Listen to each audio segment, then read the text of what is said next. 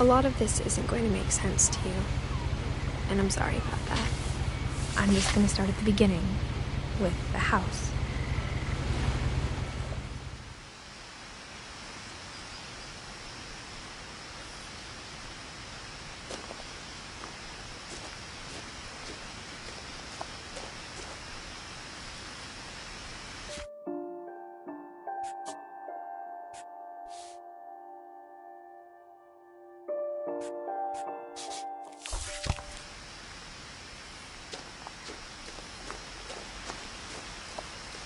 I lived here until I was 11, but I wasn't allowed inside half the rooms.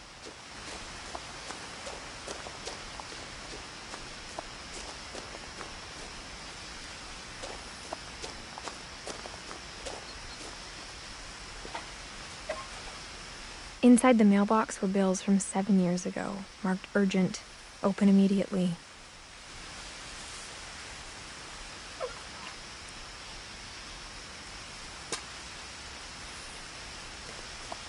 I hadn't been back since my brother Lewis's funeral.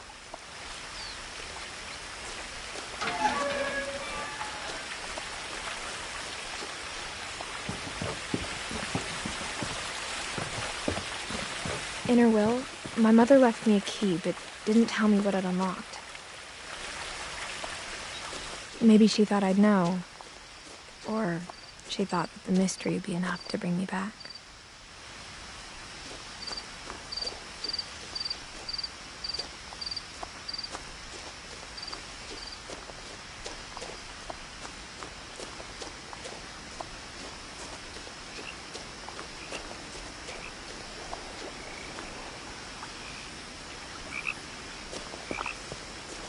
The truth is, even after I inherited the house, I never thought I'd come back to it. But now I had questions about my family that only the house knew the answers to.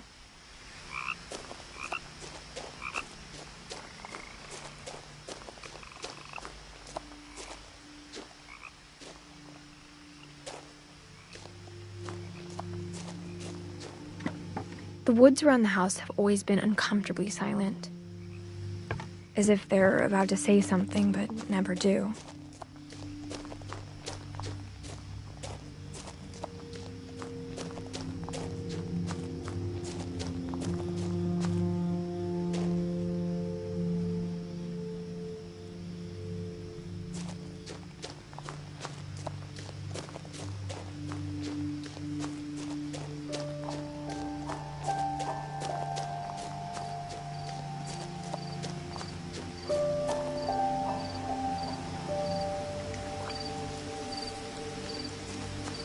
The house was exactly like I remembered it, the way I'd been dreaming about it.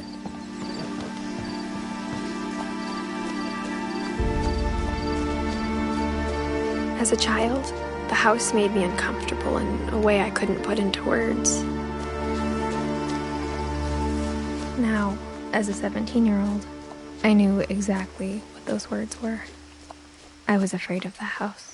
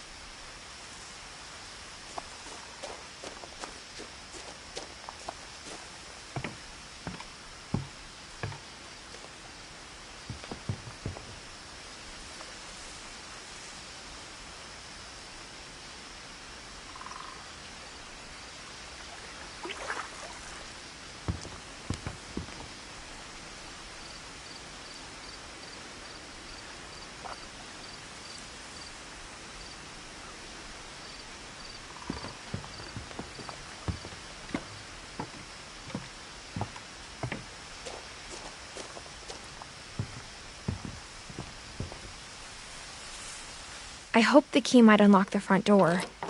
It didn't.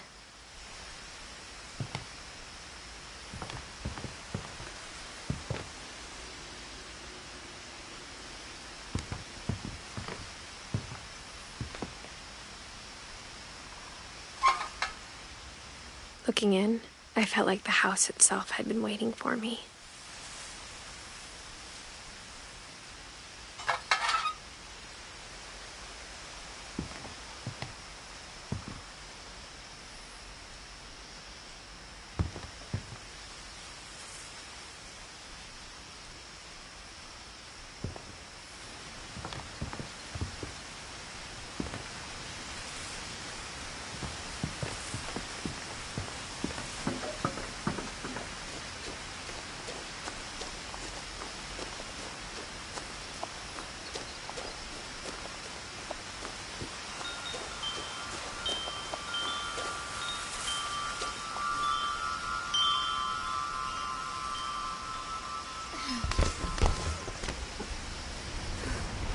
Crawling through the doggy door used to be a lot easier when I was 11.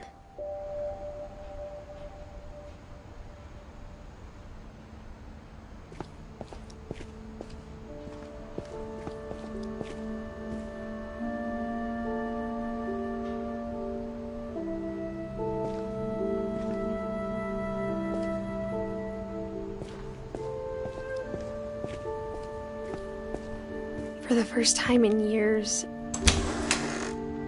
I felt like I was home.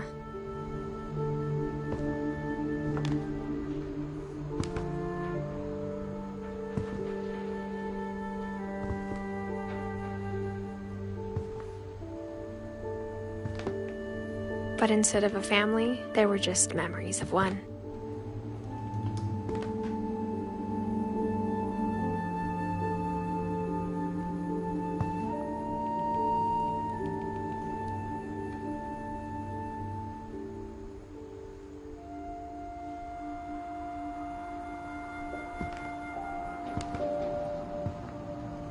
Like how only one restaurant would deliver to our house, so we had Chinese a lot.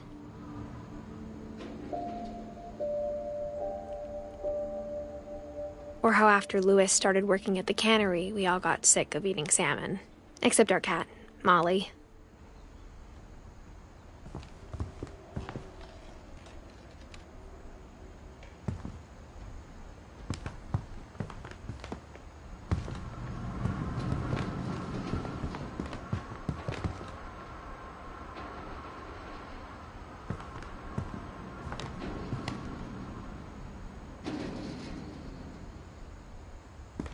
Nothing in the house looked abnormal. There was just too much of it, like a smile with too many teeth.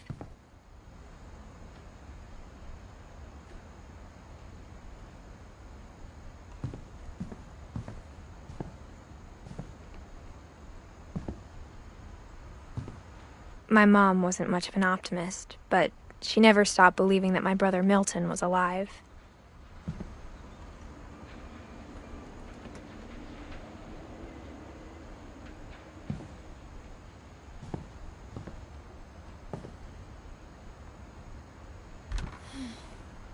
Edie told me once that every Finch who ever lived is buried somewhere in the library.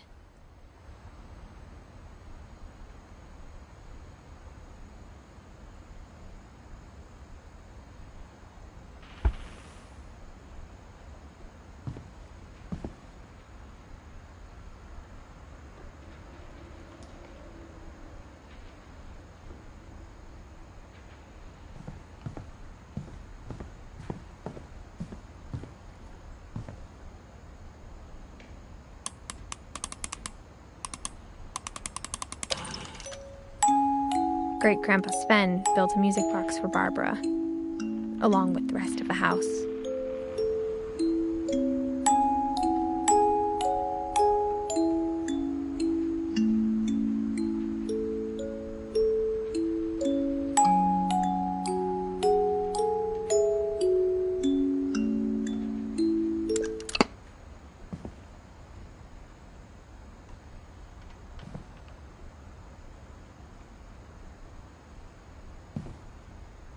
Mom always told me to stay out of the basement, so I wasn't too surprised when the key didn't fit.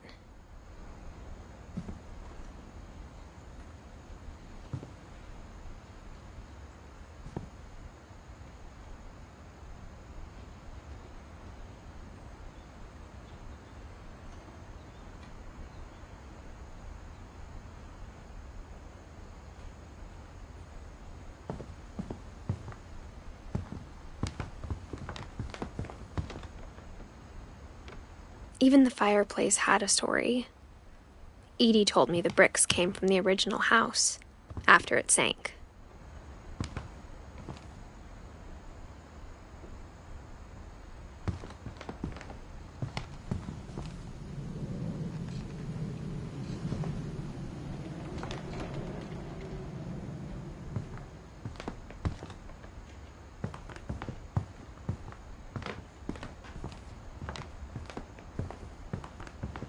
The table was still a wreck from the night we left.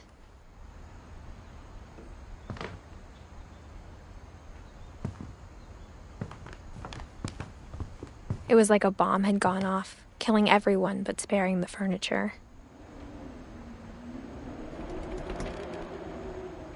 My mom was the only one of us who could imagine Great-Grandma Edie living in a nursing home.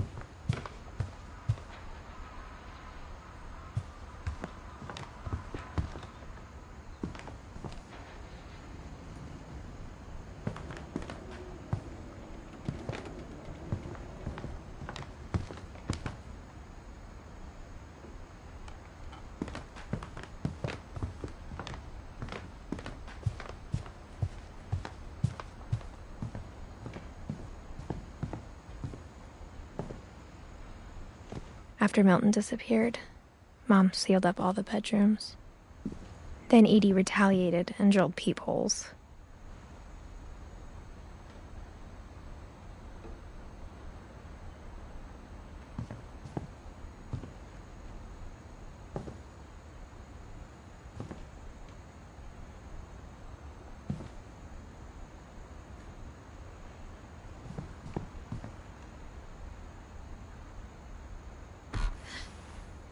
Molly always seemed like a girl I could imagine being friends with, if she hadn't died in 1947.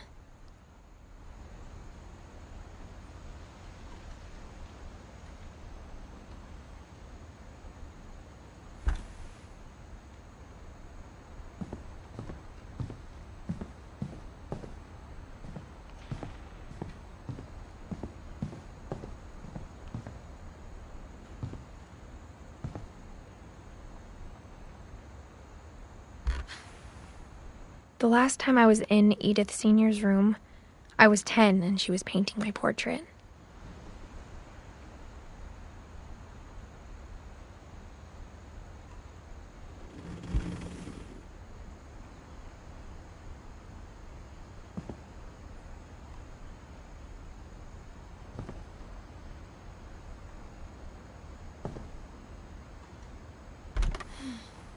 My Grandpa Sam spent 7 years sharing a room with his dead brother, Calvin.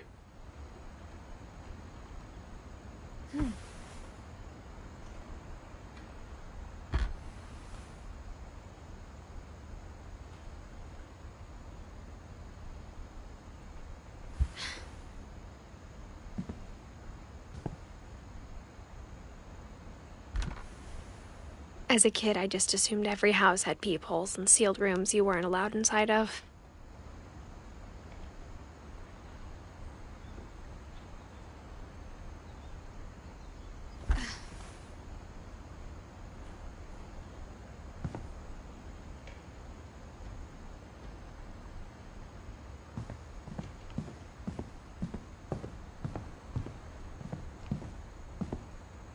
Whenever people ask me about my family, the first thing they always want to know about is Barbara.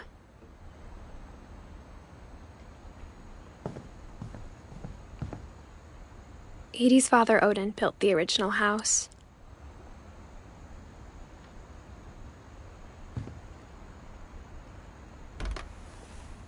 Barbara was a child star for 2 years, until America grew out of it.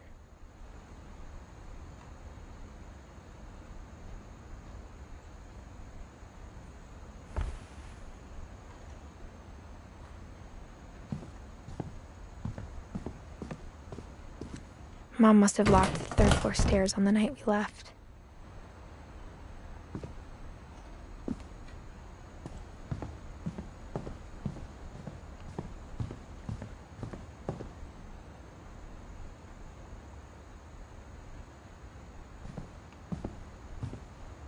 I spent a lot of time playing in Great Uncle Walter's room.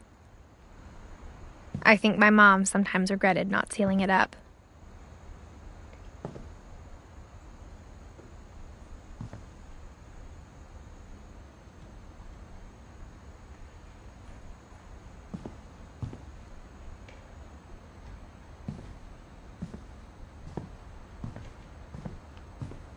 Lewis told me there were secret passages, but I never believed him.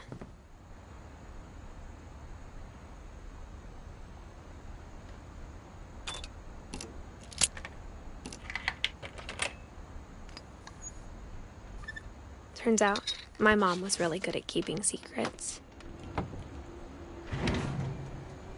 Now it was time to find out what my mom had been afraid of.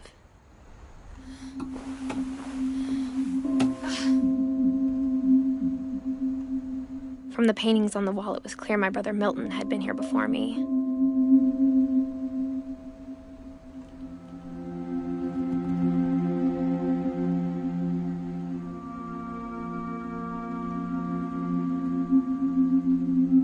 Reading this, maybe it sounds like I had a plan. But I had no idea what was behind that door.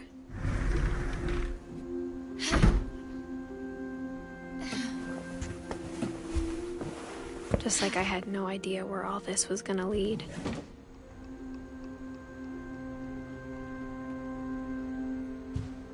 I grew up looking at Molly's room through the peephole. Being inside for the first time, I felt like I'd stepped behind a painting.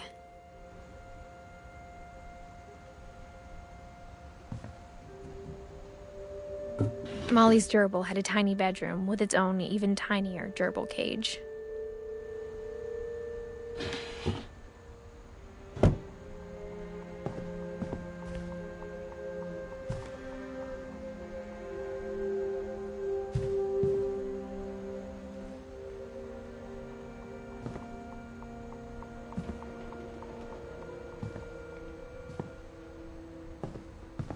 I got the sense Edie had spent a lot of time here. December 13th, 1947. Dear Diary, I'll be gone soon, but I wanted to tell somebody about what's gonna happen. It started when Mom sent me to bed without dinner. I woke up and I was starving, so I looked around for something to eat.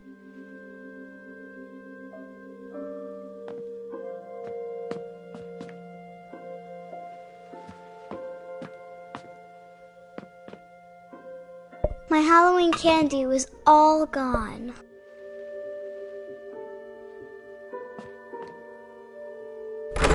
Mom, can I come out now? Sweetheart, it's late. Go to sleep. The gerbil food was dry, but I didn't mind it.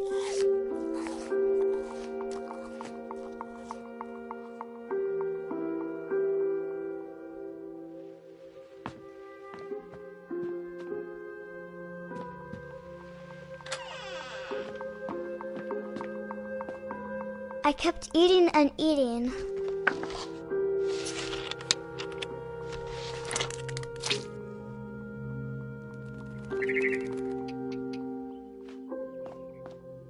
I ate a lot of things that night.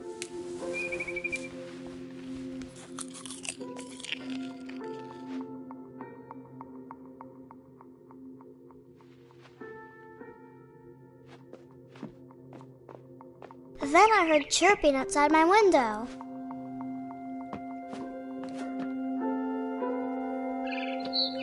It was a barn swallow going back to her nest. I reached out for her.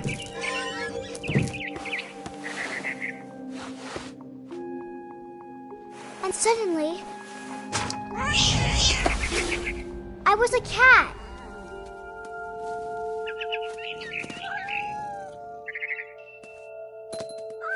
I tried to be quiet, but the bird was really scared.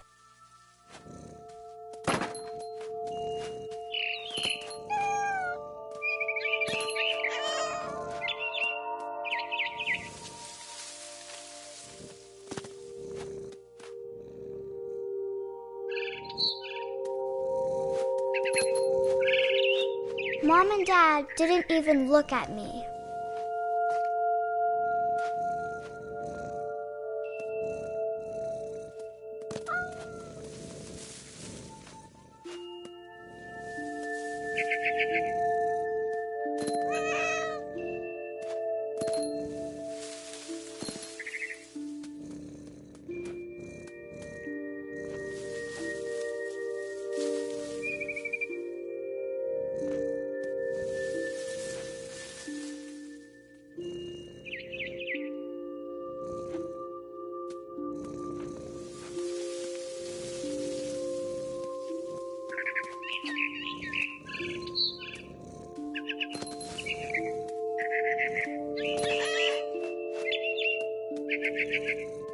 I jumped and I almost got her.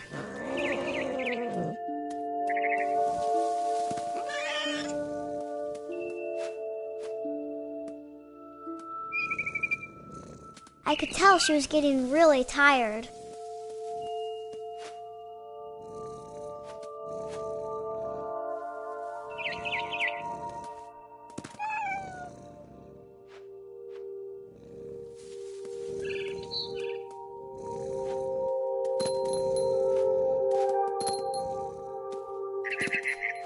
Now I was up in the big tree. I promised Dad I wouldn't climb it anymore. All I cared about was eating that mama bird.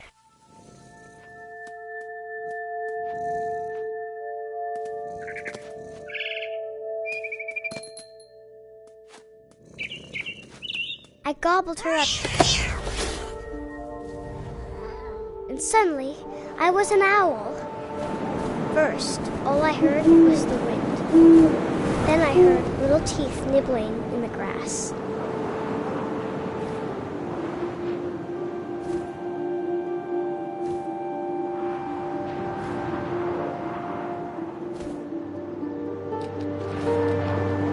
Rabbits.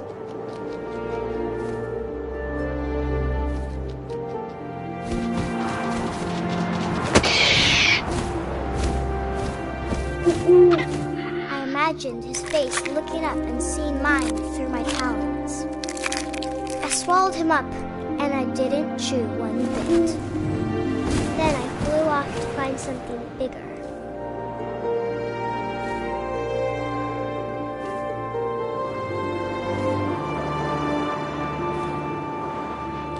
A mama rabbit.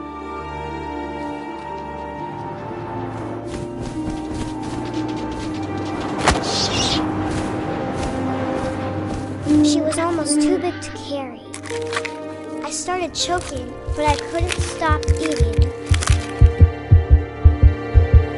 And suddenly, I was a shark.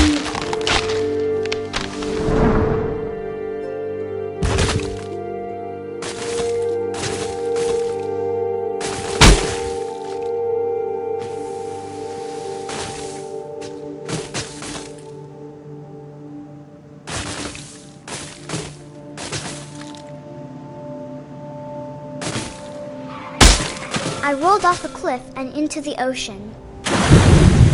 Now, I was hungrier than ever.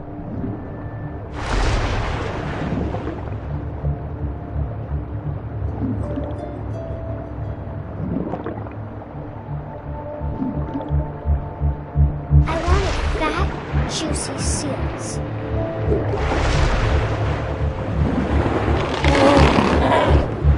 I tore off her flipper. It tasted really good.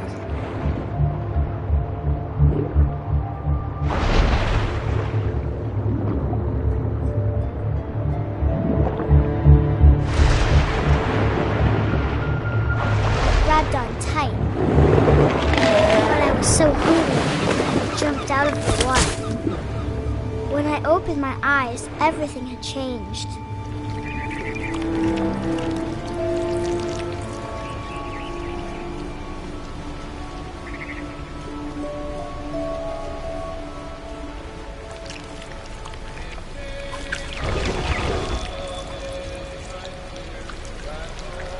Now I was a monster, and I smelled people everywhere.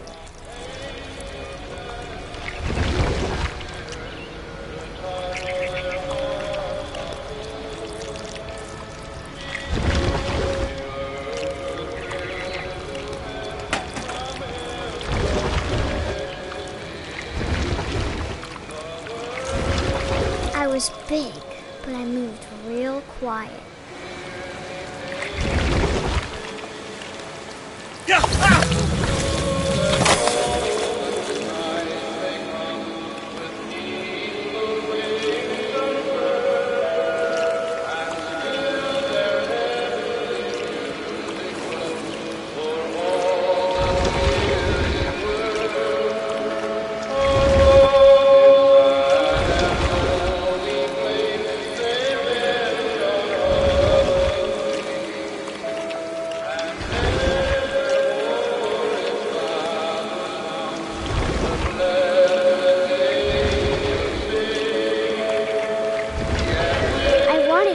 stop, but also I didn't.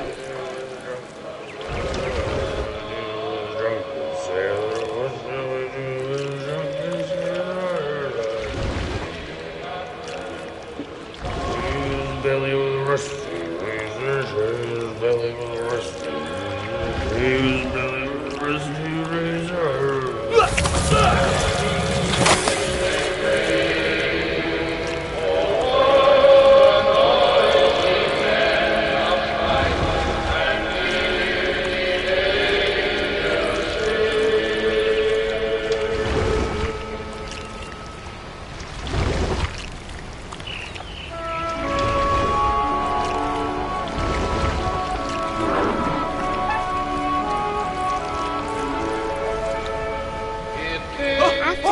Passenger, I was still hungry, and across the water I smelled something new, something I had to have, so I swam towards it.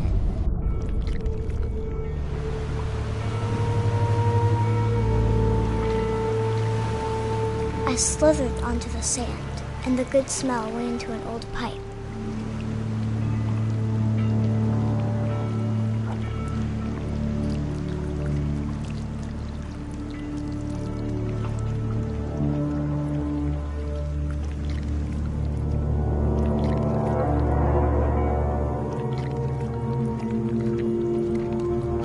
I got closer and closer.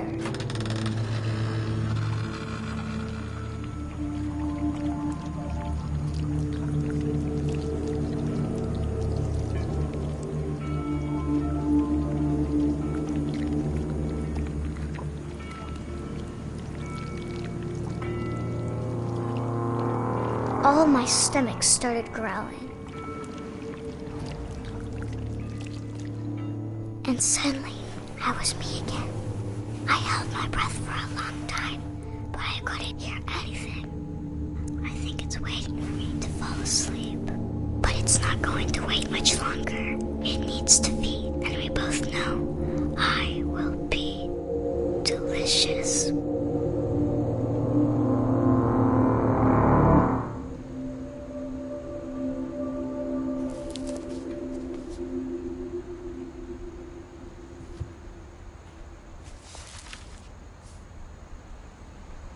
I'm not sure if I believed all of that, but I'm sure Edie would have.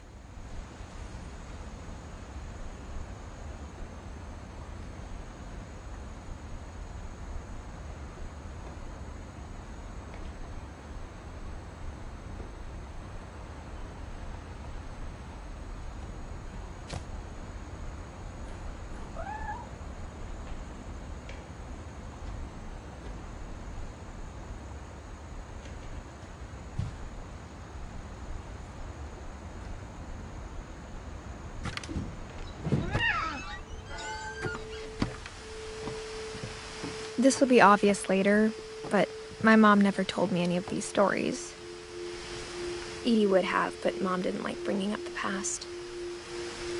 Though, when we adopted a stray kitten, she was the one who named it Molly.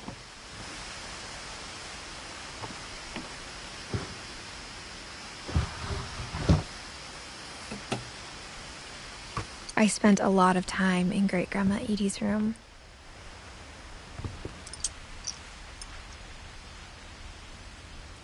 Edie knit me a new pair of gloves every year, just in time to replace the old ones.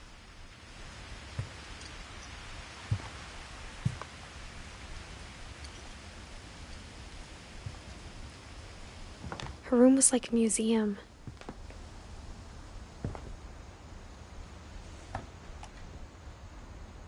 For 500 years, the Finches have been famous throughout Norway for their fortune and misfortune.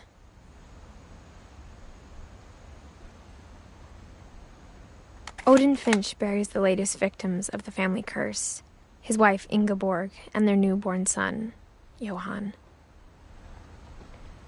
On January 7th, 1937, he set sail with his family and his house, hoping to leave the curse behind. But 40-foot waves off the coast of Washington send the house and Odin to the bottom of the sea. Odin's daughter Edie, with husband Sven and baby Molly, step ashore on their new home Orcas Island. Odin Finch is the first to be buried in the new family cemetery. His daughter Edie is already dreaming of a new Finch house.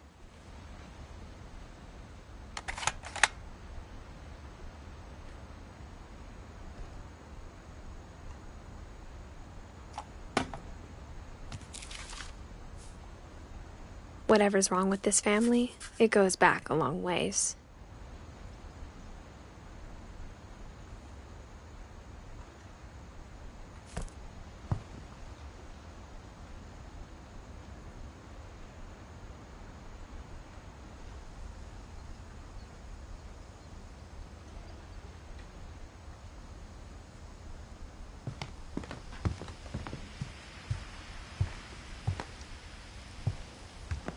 Even in her 90s, sometimes Edie seemed a lot younger than my mother.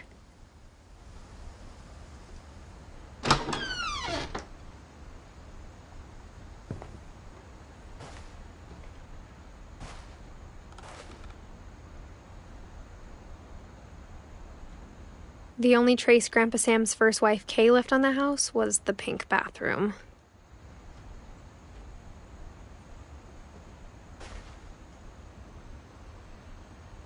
It was a pretty big trace.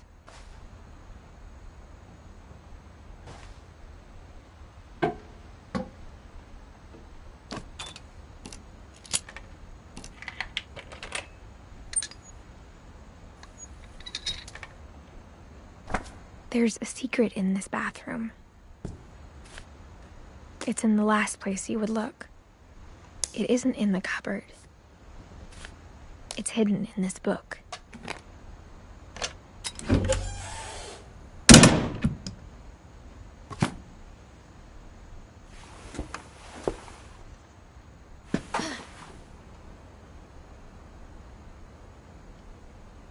Sven gave Sam an old camera he'd refurbished. He never put it down.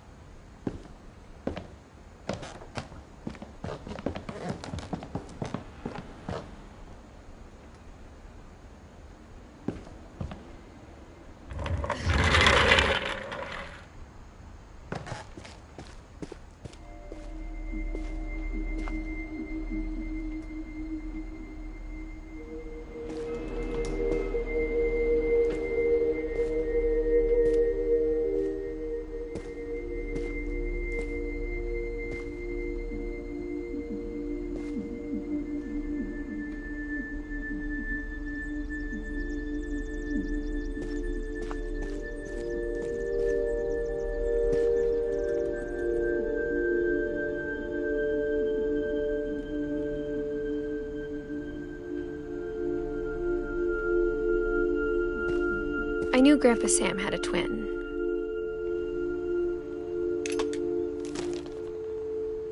And that he never talked about him.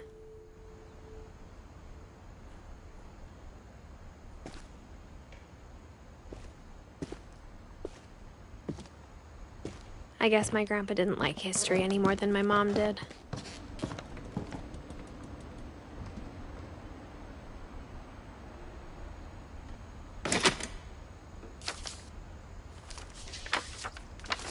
How I Want to Remember My Brother by Sam Finch. The thing I remember is that when he made up his mind, that was it.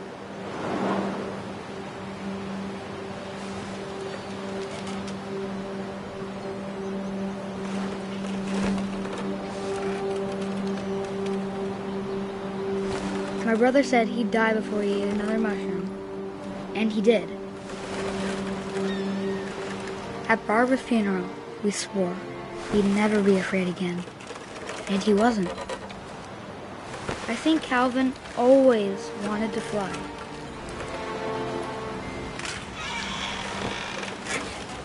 Sam! Calvin! Dinner's ready! Coming! But that day, he finally made up his mind to do it. I told him going around was impossible. Maybe if I hadn't said that.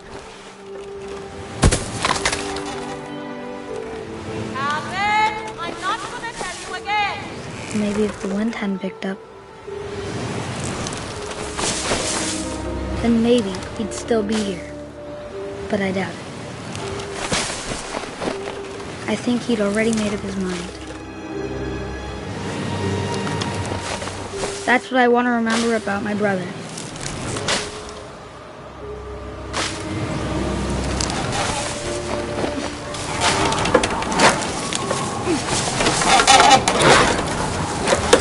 The day he made up his mind to fly.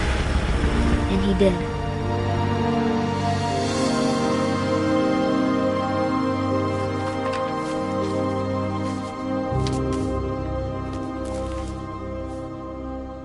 Calvin's story felt strangely familiar. When I was younger, I remember trying to do the exact same thing.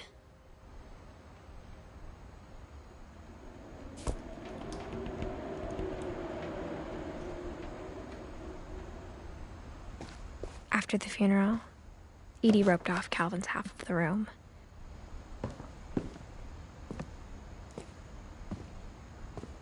Mom said Grandpa Sam enlisted at 18 and never set foot in the room again.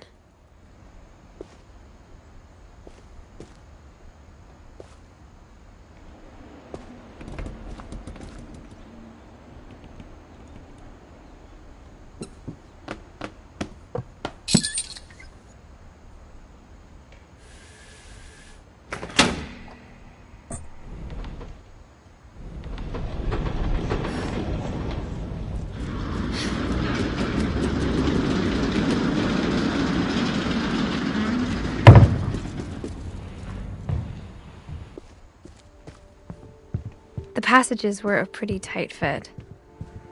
They'd obviously been built for smaller hands and bellies.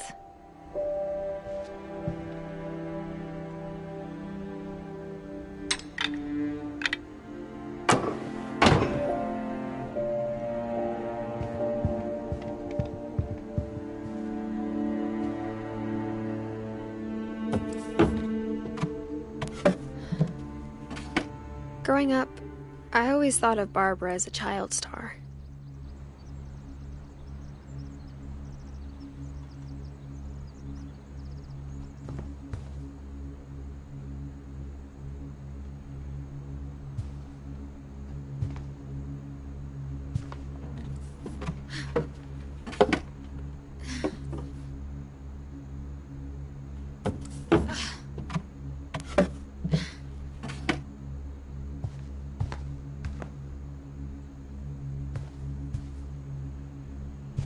I never thought about how hard it must have been for her afterwards.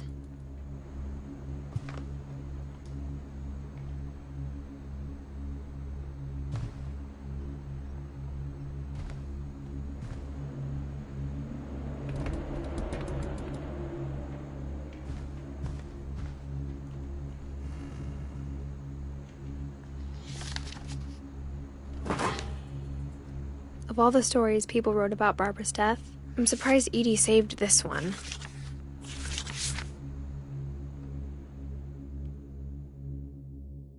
Old Jack here with another ghastly tale inspired by America's most unfortunate family.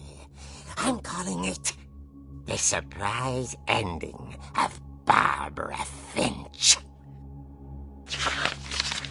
As a child star, Barbara was famous for her scream. Now at 16, she was all washed up, a has-been. But in a lucky break, she'd been asked to perform her signature scream at a local convention for monster movie fans. It was just the boost her career needed. Unfortunately, her scream hadn't aged well. Getting better. I think you just need the right motivation. Her biggest fan and current boyfriend, Rick, was about to demonstrate when... Now that was a great scream. It was Barbara's father, Sven. He'd slipped into a table saw and had to be rushed to the emergency room. So Barbara got stuck babysitting her youngest brother, Walter. her convention comeback was cancelled. Okay, I'm hearing frustration, but I'm not hearing terror.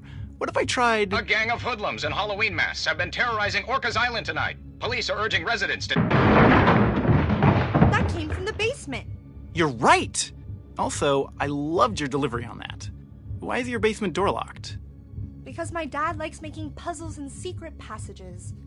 There's a key hidden in the music box. The secret is to keep winding and winding until finally the key pops out. Thanks, babe. I'll be back in a sec. 20 minutes later, Rick hadn't returned. So Barbara went to look for him, right on cue. She reached for the music box. And as she wound the key, she listened for Rick, but the house was silent.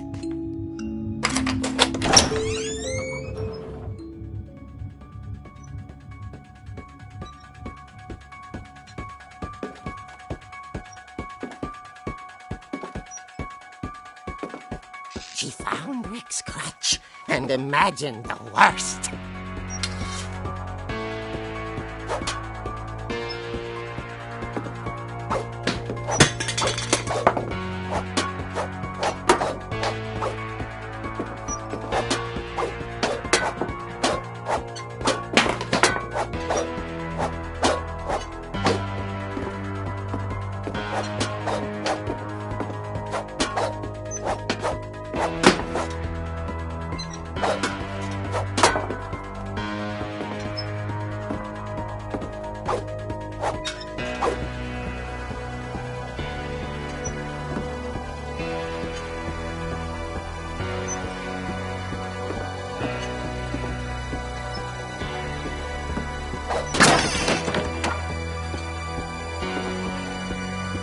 The gang's leader is the infamous Hookman Killer, Dr. Carl Hamill, who impaled and then ate his family 10 years ago tonight.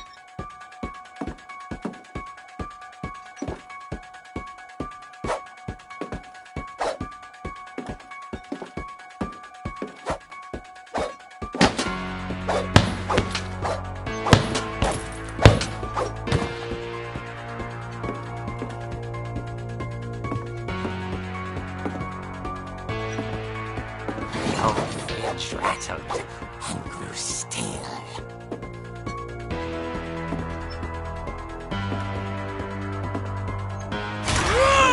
Oh dear!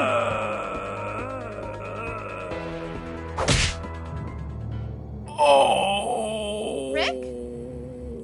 Barb, relax. I was just trying to scare you to help you find your scream. Well, I'm not scared, Rick. I'm furious. Then act furious. All I'm getting from you now is that you're hurt and confused and you're... She threw him out, but she kept a little something to remember him by. Barb, have you seen my other crutch? And she was still holding it when she fell asleep watching the late picture show. Hours later... Barbara! Walter, what's going on up there? Ah! Okay, I'm coming up, but if this is a trick, you're dead, Walter.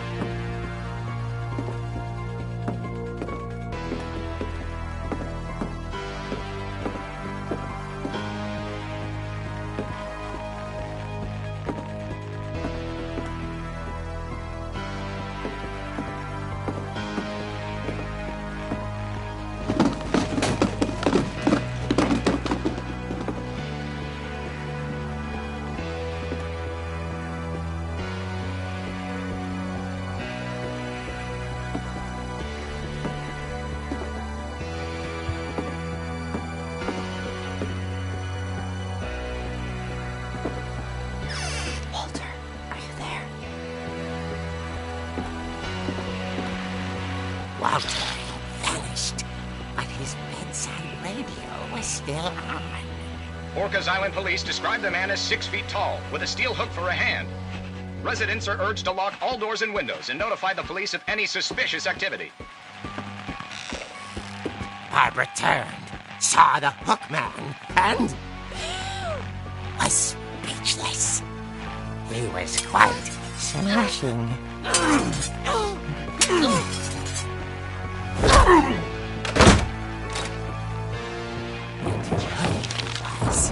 He couldn't get enough of Barbara. Okay, Barbara. There's gotta be another way out of here.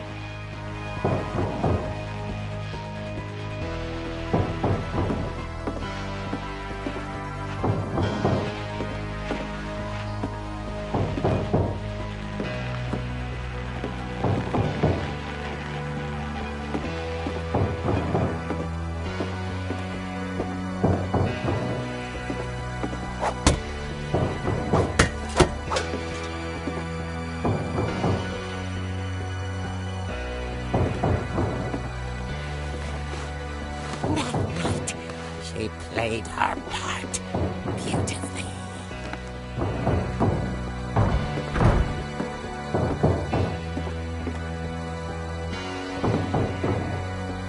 She thought about abandoning Walter, but just couldn't do it.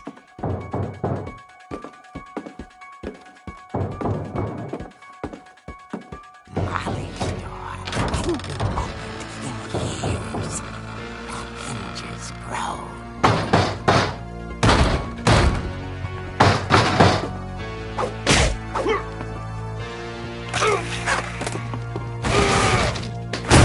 He wasn't moving, but she sensed the story might not be over yet.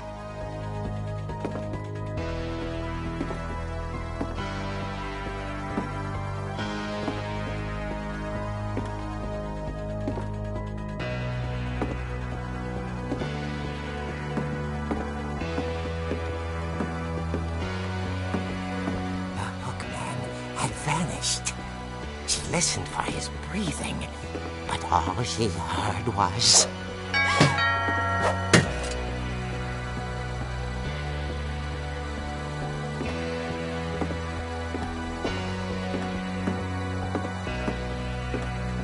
Someone at the door was dying to speak to young Barbara. At the door, she heard whispering. Was coming from inside the house.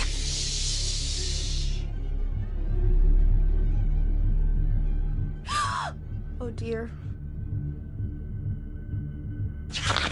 Surprise! Bravo, Barbara! You were wonderful. The monsters had come to surprise her. For Barbara, it was a dream come true. Then she saw what kind of monsters they were, and she realized what was about to happen. She was going to be famous. And with her final breath, Barbara Finch gave the performance of her life.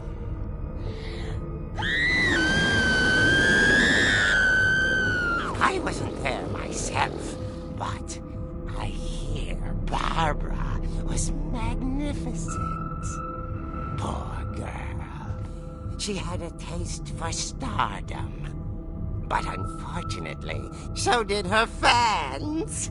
Of course, the police blamed it all on poor Rick, who disappeared the same night.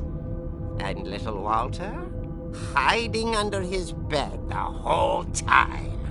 He took it all pretty hard, but that's another story. As for Barbara, tucked inside the music box is all they ever found of her. Her ear. Now that's what I call a real eerie tale.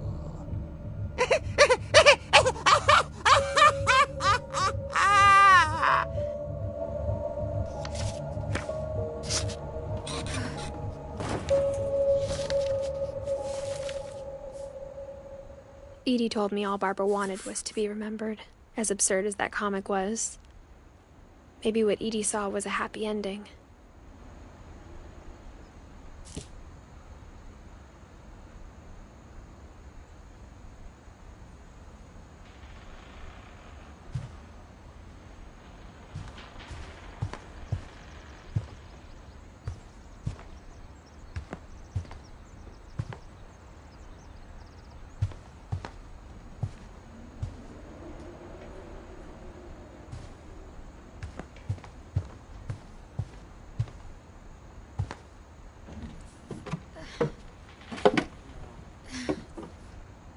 I guess now I know why Mom didn't like me playing with the music box.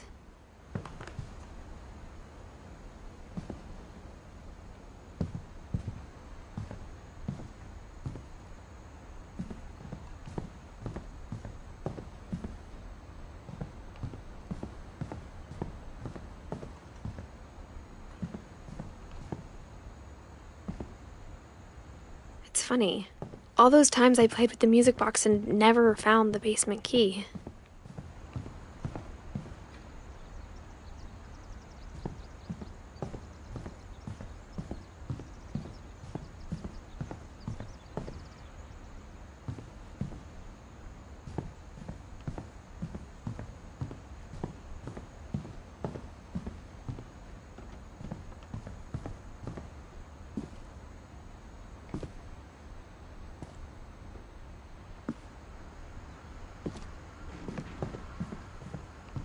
A lot of things got left behind in the whirlwind of that last night.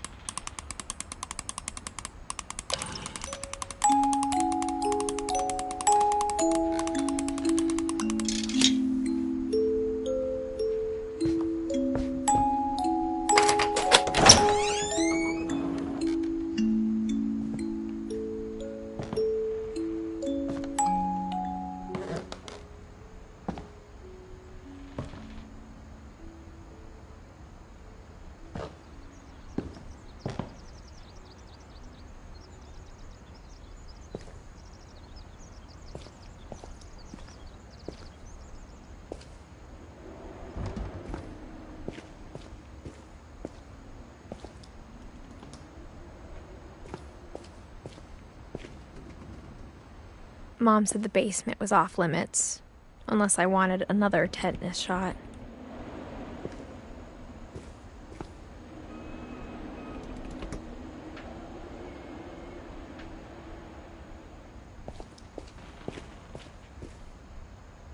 I saw Edie sneak down to the basement once, carrying packages.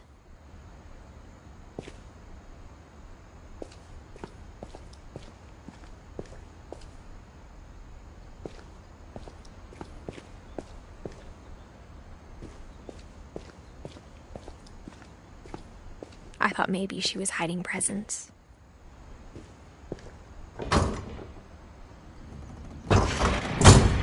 It turned out she was hiding a lot more than that.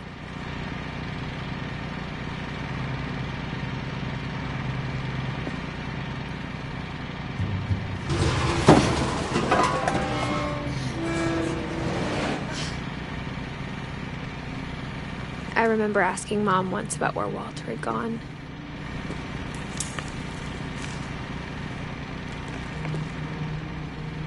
She said after Barbara died, he got as far away as he could.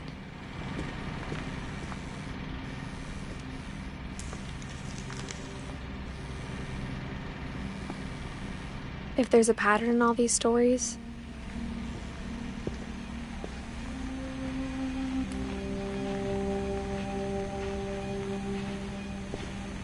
I think it's that none of us has gotten very far.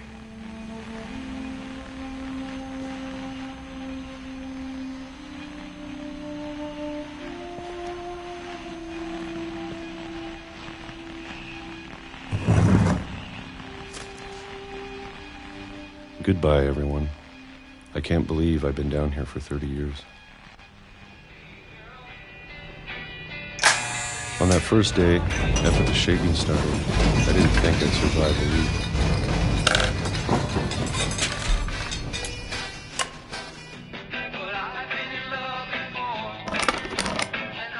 After a few days, I settled into a routine. That's what kept me sane. Having a schedule, living for today. I always expected to be dead tomorrow. But if you wait long enough, you get used to anything.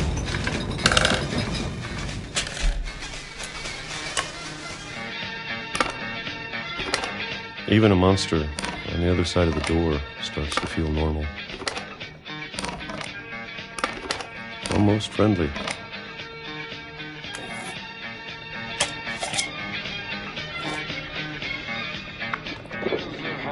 And then one day, everything just stopped.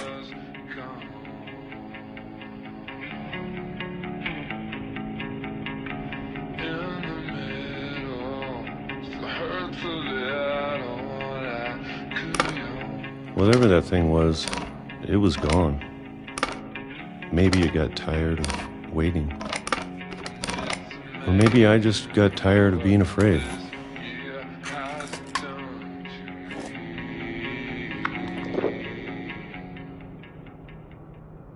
It's been a week now, the longest in 30 years. I'm done waiting. I have to leave while I still can.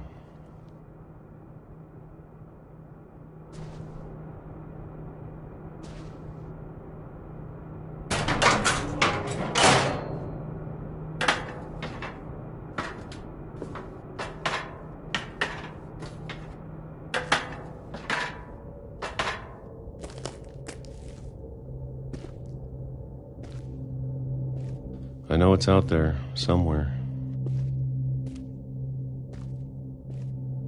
Whatever killed Barbara and Molly and Calvin.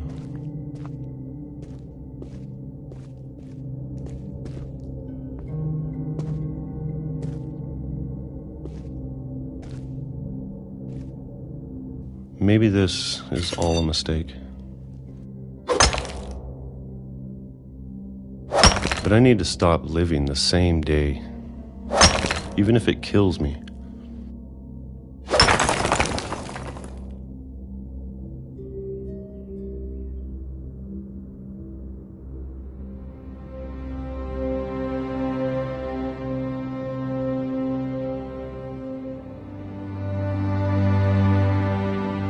Whatever's out there, I want you to know I'm ready for it.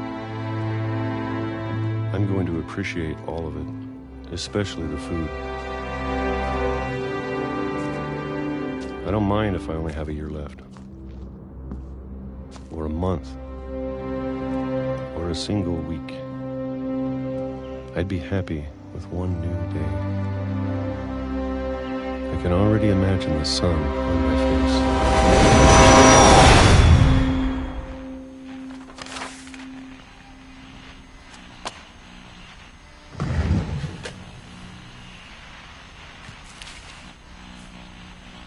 Walter died when I was 6.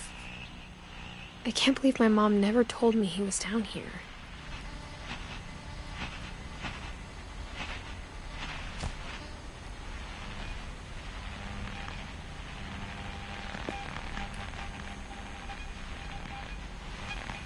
I'm sure my mom was trying to protect me.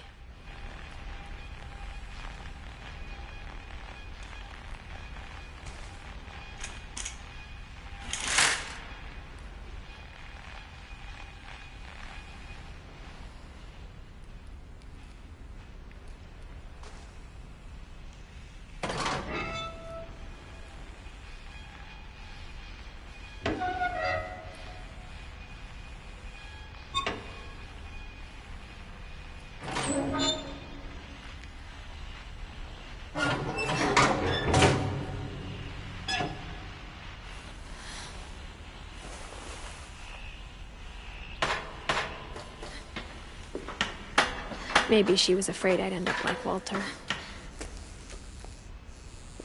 But if she never told me about an uncle under the house, I can only imagine what else she was hiding.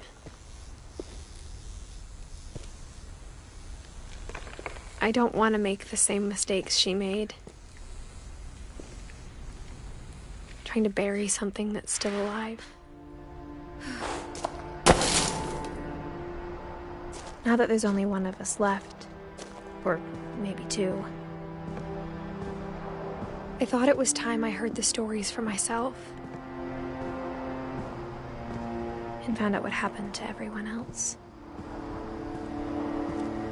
But now I'm worried the stories themselves might be the problem. Maybe we believed so much in a family curse, we made it real.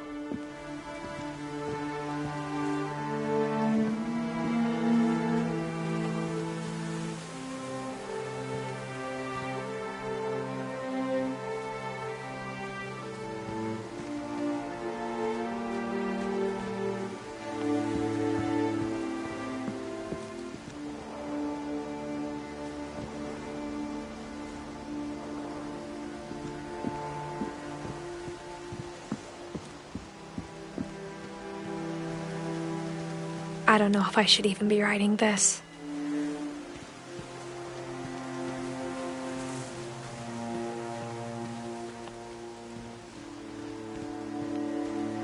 Maybe it'd be better if all this just died with me.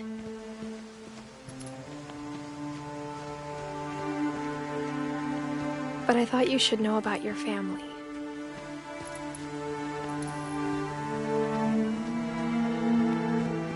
And the history you're a part of.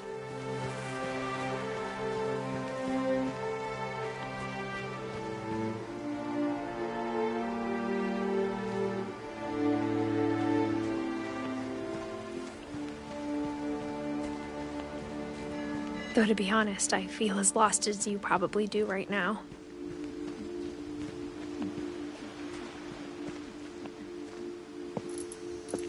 I think the people in these stories believed them, for what that's worth.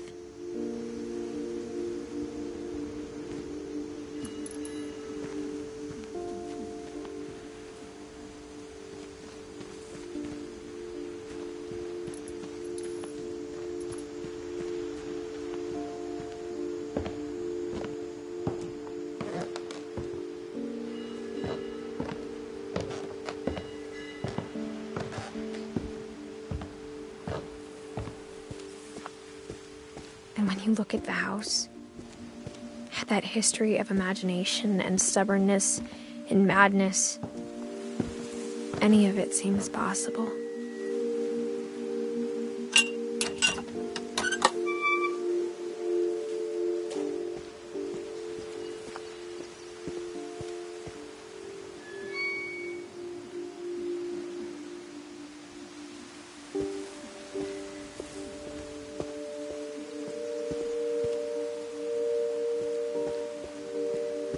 I think we've been surrounded by death for so long, we've just gotten used to it. What kind of family finishes building a cemetery before starting the house?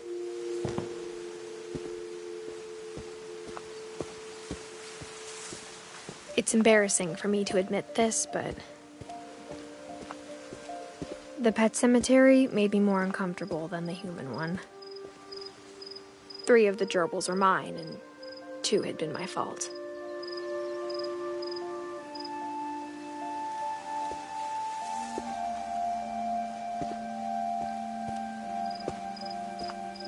Sven built the house, but it was Edie who designed the cemetery.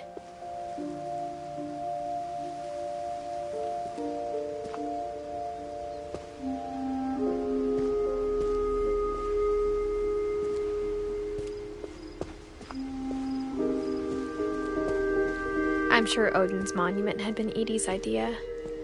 My mom was always trying to move on, but for Edie, the past never went away. She could see it poking out of the water at low tide.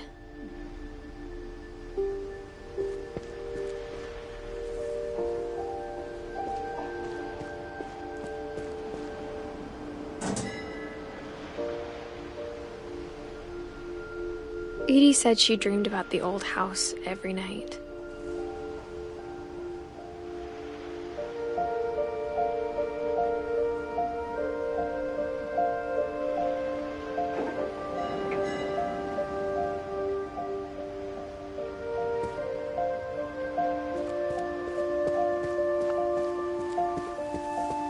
Edie's side was always easier for me to understand. But the older I get, the more I can see where my mom was coming from. She lost 2 of her brothers, just like I did. I get why she tried so hard to protect us. There's so many things I wish I could ask my mom now. Part of me thinks this is what she wanted all along. For me to come back someday and find everything out for myself.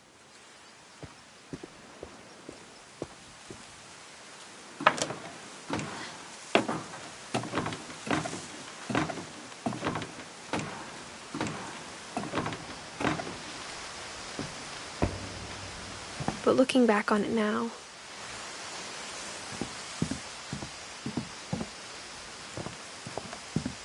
if she told me there was going to be so much climbing, I never would have come when I was 22 weeks pregnant.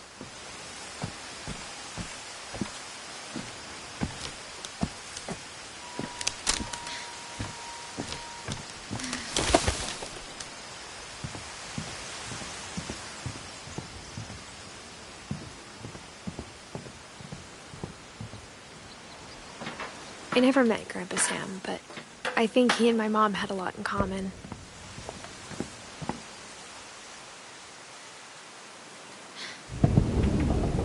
They were both pretty intense.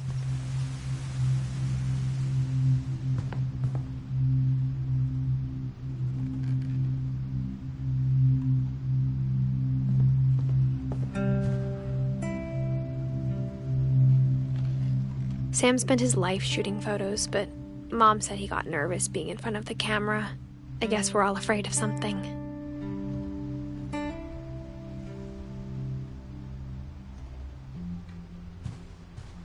Instead of hiding from death, Sam seemed to go out of his way to meet it.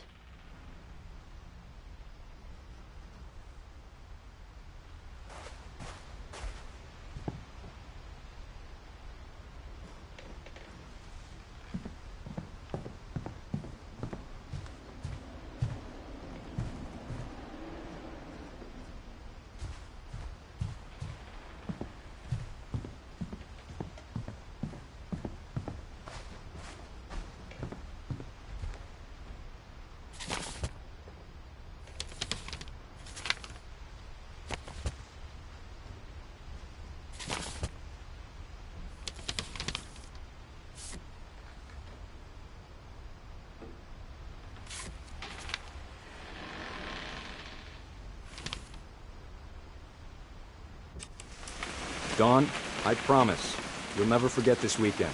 Yes, sir. These memories are gonna last a lifetime. Perfect. Am I gonna have to shoot anything?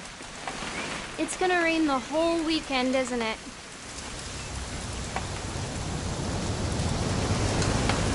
I will never forget this weekend, Dad. That's the spirit. Okay, got it. I'm gonna take some pictures, okay? Just be careful. That camera's older than you are.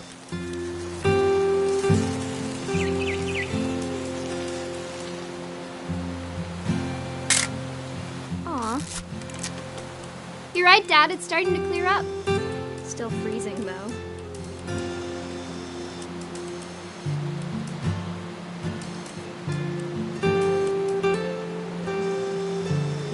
Definitely should not have drunk all that coffee.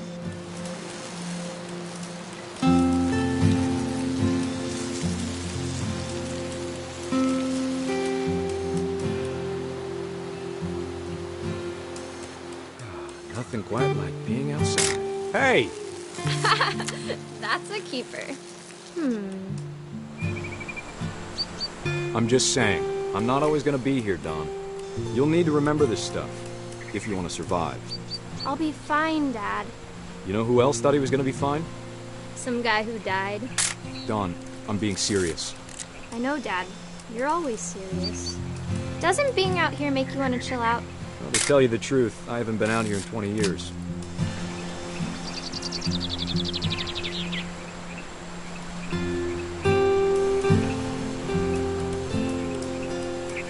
Last time I was with my brother Calvin. Man, that was a great trip. Dad! Good eyes, Dawn.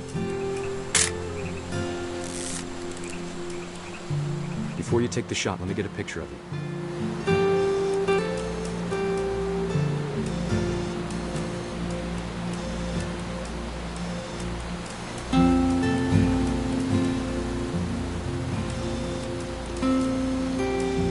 Dad, I...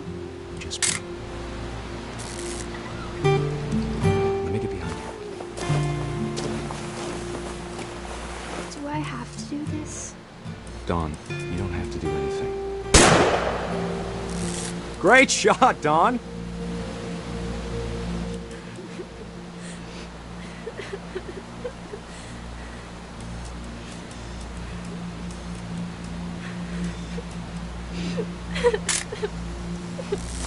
I'm proud of you, Dawn. Always remember that, okay?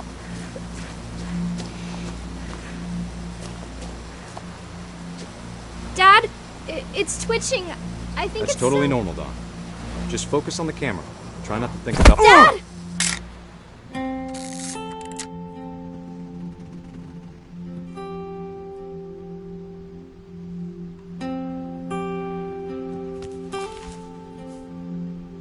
Of all these stories, that's the one I wish most that my mom had told me.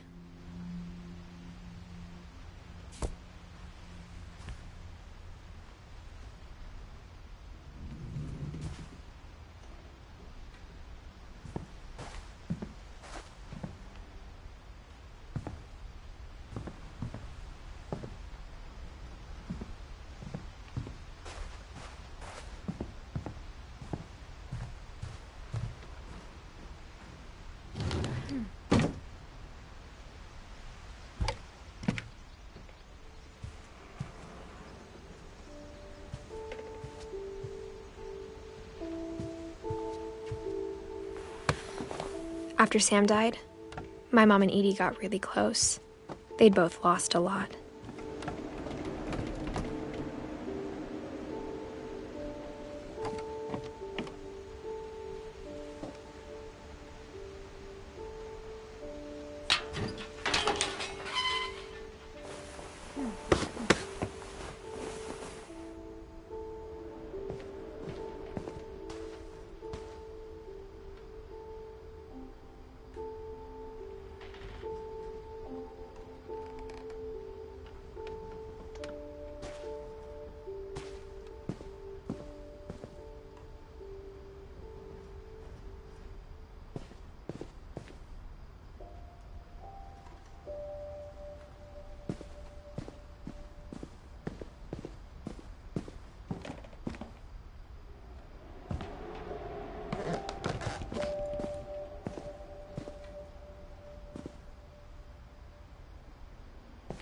I can't imagine my mom ever writing poetry, and yet...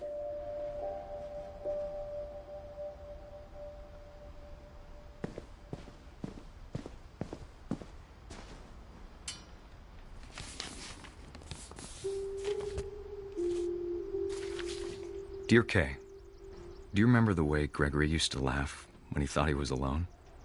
Like something funny was happening, but only he could see it. I think he saw things the rest of us don't.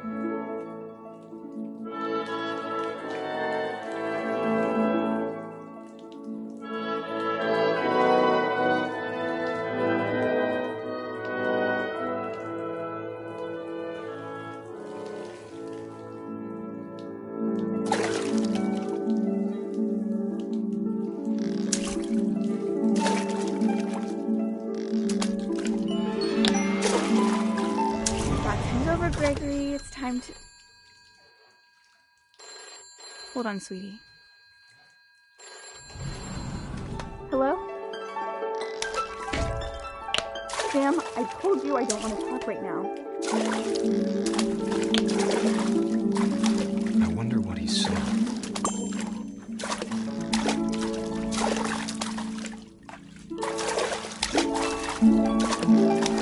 What his world was like.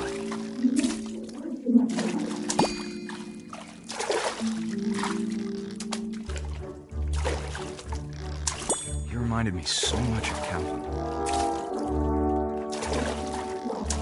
Lost in his imagination. Whatever it was he saw.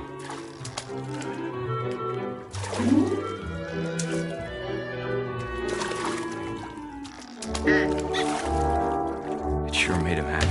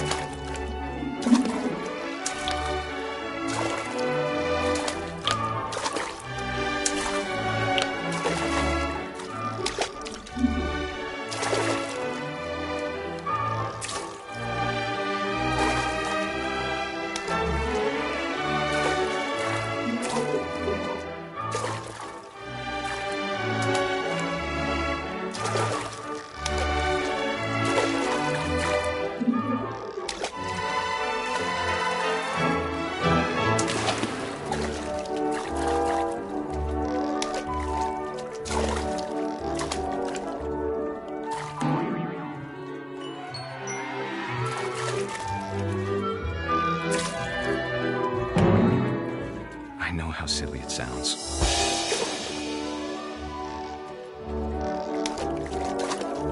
That I worried about a baby being too happy. But I could feel him slipping away. Sorry about that, Gregory. I know you did everything you could. Maybe if I hadn't called that night.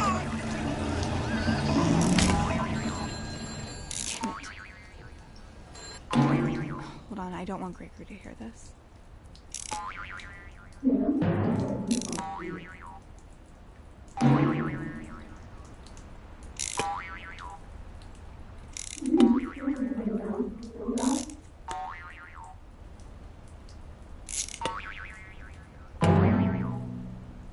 I wish he could have told us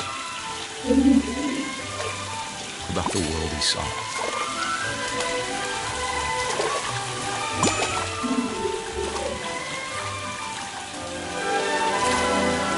There's so much I don't understand about Gregory, about everything.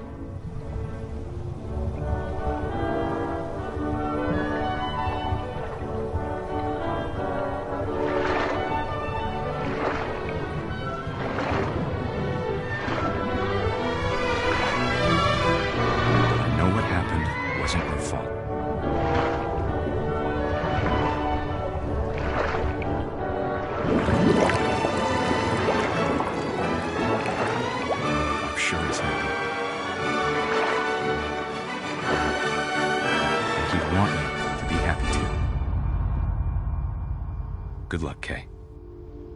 Love, Sam.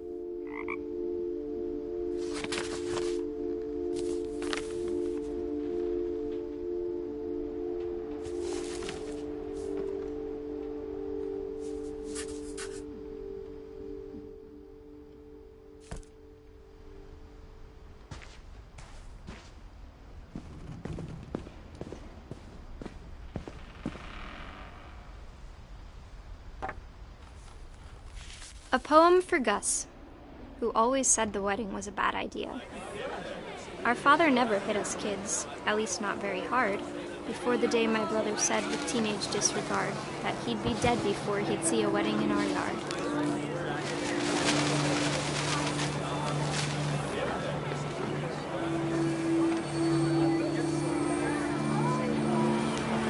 My father made him come, of course, but Gus stood far apart, just flew his kite and bottled up the storm inside his heart.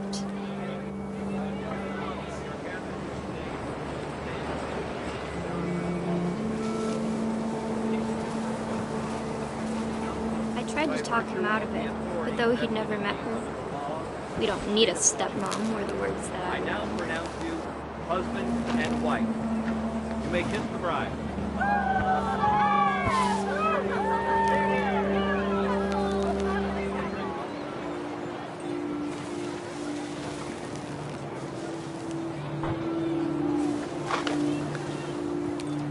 When the time for photos came, Dad ordered him to come here. But Gus declined, and as a sign held up his middle finger.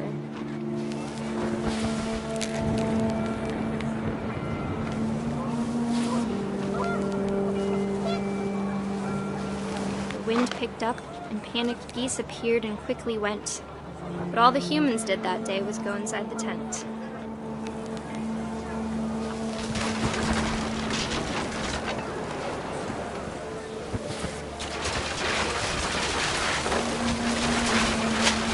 Rain came down in buckets then, but no one seemed afraid that nature might destroy the tent our dad had crudely made.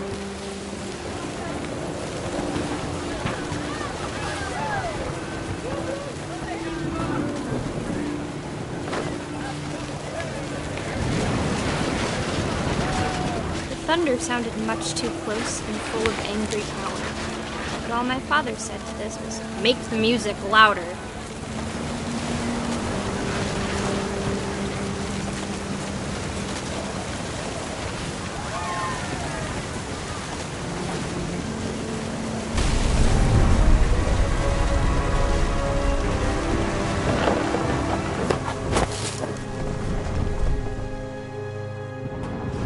I wish that I could truly say I thought about you on that day. Out there on the beach alone, just you, the wind, the sea, and foam. But I didn't, until we found you.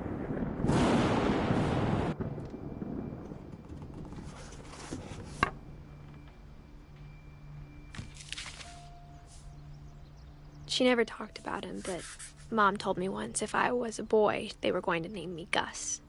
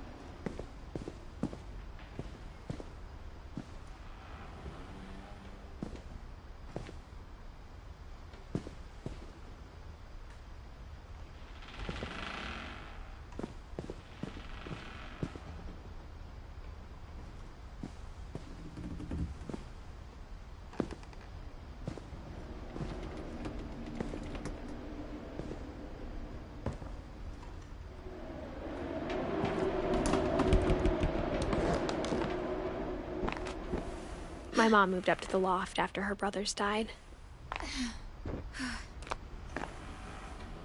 At the time, it was as far away as she could get.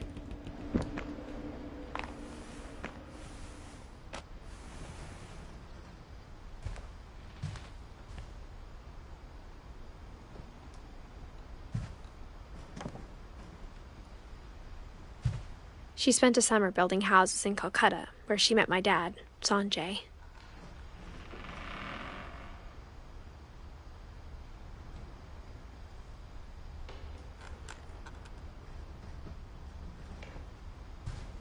Religion was another thing my mom never talked about, but I think it helped her a lot after her dad died.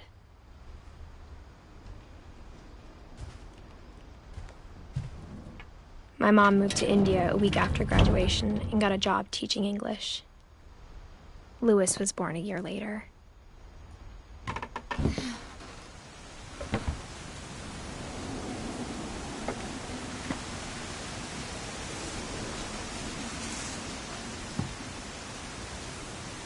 When my dad died, I don't think Mom knew where else to go. I'm sure Edie was happy to have her back.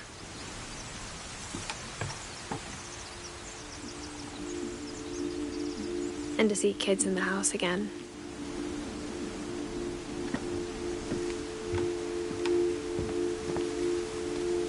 The house had to get a little bigger, but Edie was used to that.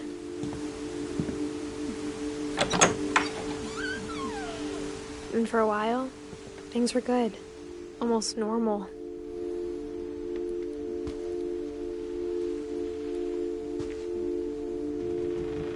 but it didn't last.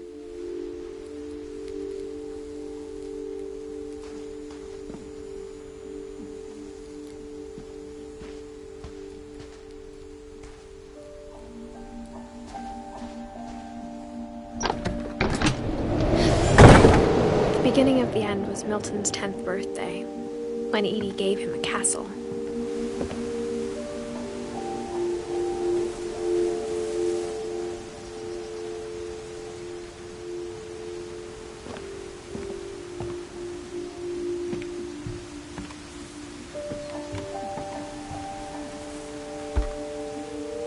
After Milton disappeared, the only thing he left behind was a room full of paintings.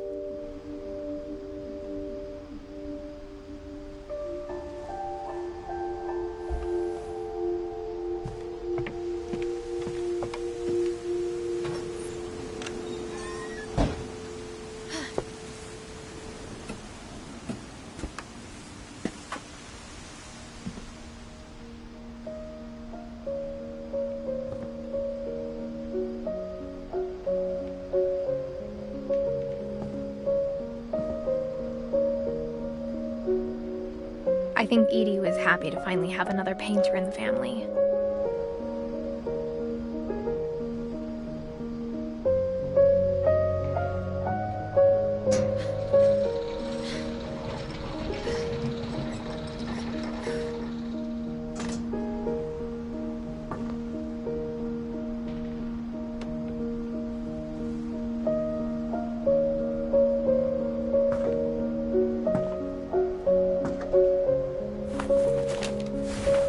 Milton Finch in The Magic Paintbrush.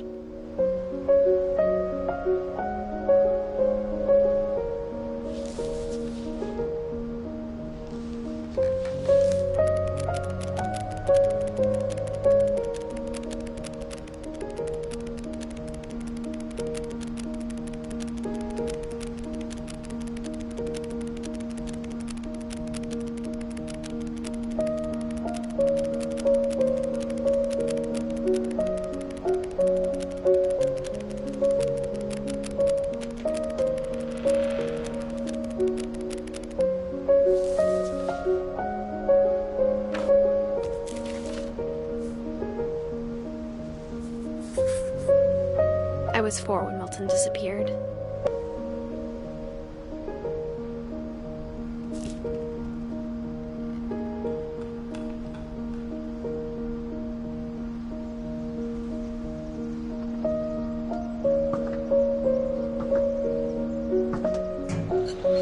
Mom spent months searching for my brother. Then she sealed the doors.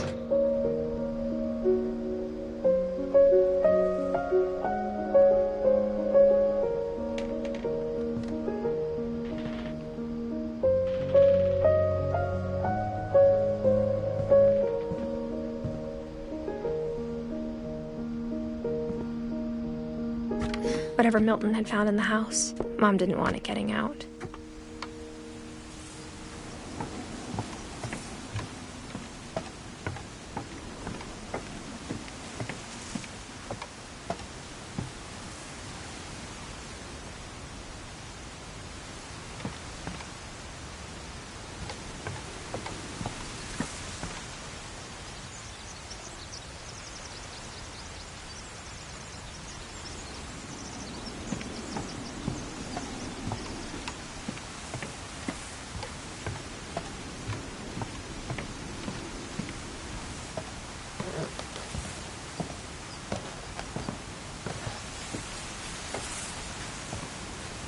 Mom definitely blamed Edie, but I think Louis blamed himself.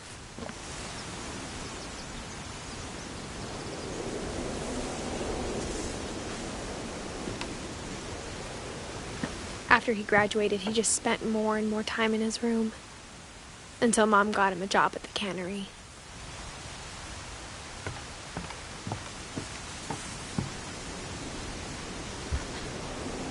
Everyone always told me to stay out of Louis's room, except Louis.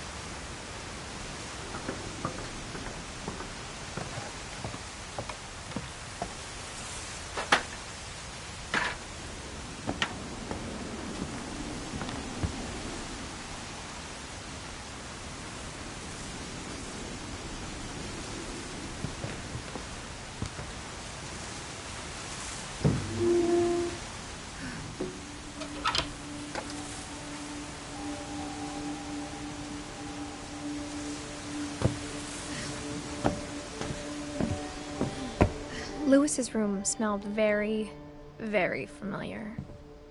That part of him lived on.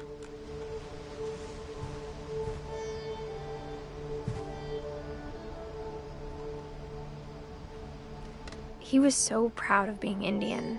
I think for him, it was a way to be something other than just a Finch.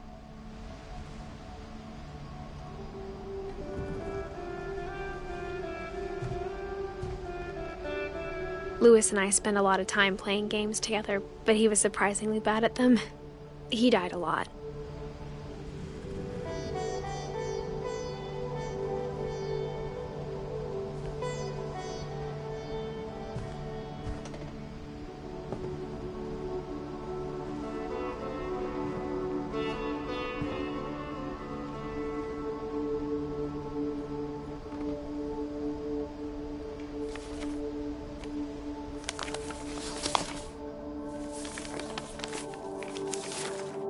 Dear Mrs. Finch, as Lewis's psychiatrist, I can understand your desire for an explanation.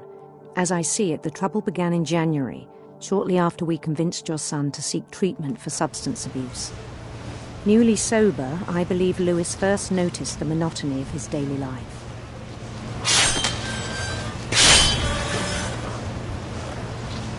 He kept working at the cannery,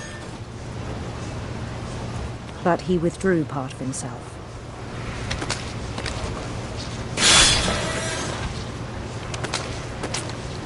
In our sessions, I saw the same behavior. His mind began to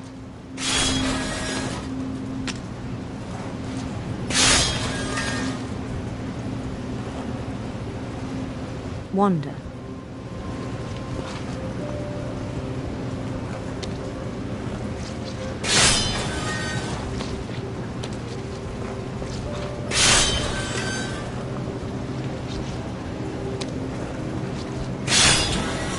I asked him to describe it.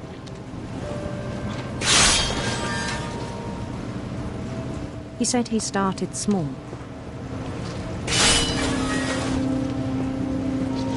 Imagining a labyrinth. He'd feel his way about.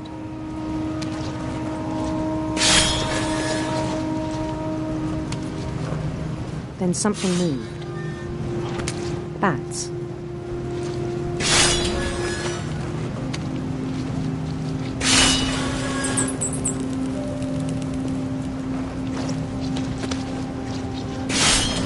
And toads.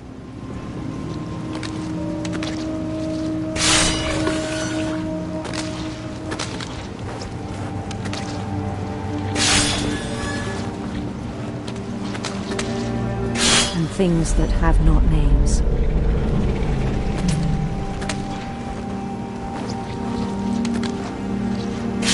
He knew it was all in his head.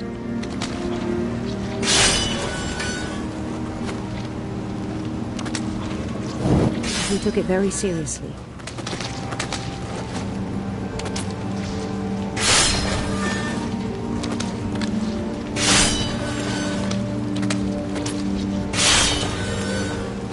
I had hoped he'd find himself.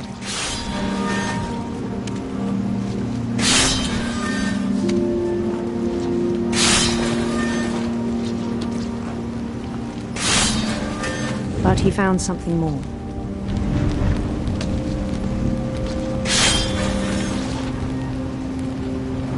I worried about him then. Daydreaming at the cannery.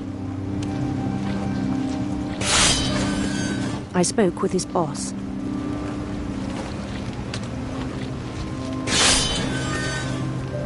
But he said Lewis had become a model employee. Methodical, tireless, focused. Like a whole new Lewis. So I let him go on.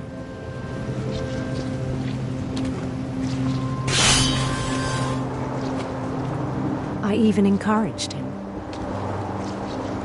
It seemed very promising at first. He told me he'd made a new friend.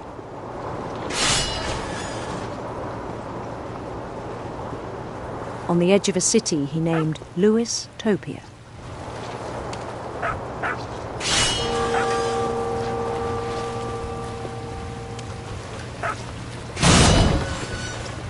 He built the city up slowly, brick by brick.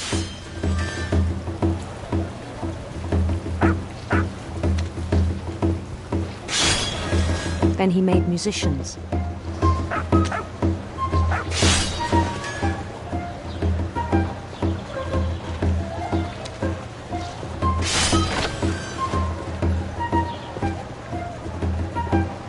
And songs for them to play. He talked about starting a band.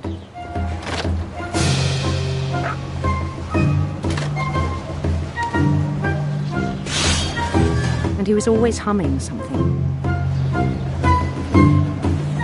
Every day his imagination grew stronger.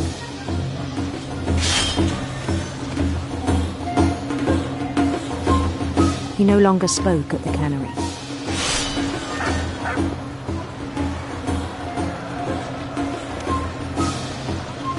But his chopping was as reliable as ever. Then one day it struck him that all the cheering crowds, even the stones under his feet, were all in his imagination, so he could do whatever he wished.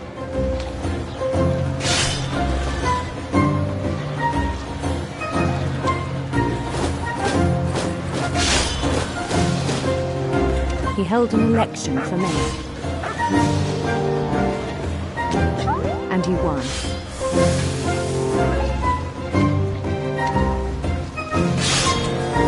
They begged him to stay, but his mind was already wandering. It became a game for him.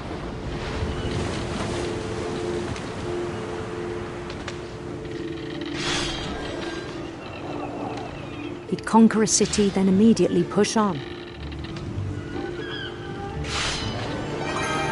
New Louisville.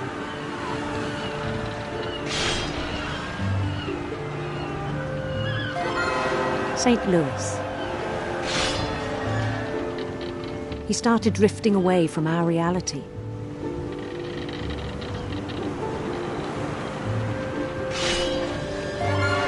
Minneapolis. Until one day he forgot to go home from the cannery.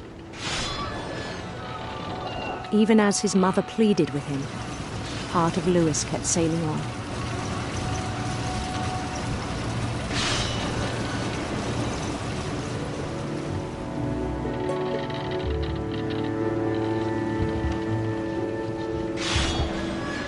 In Louisburg, he heard rumors of a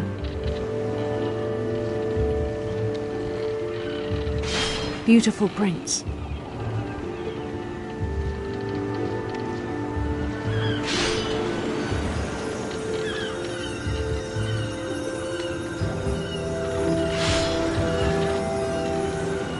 The prince was on his own quest for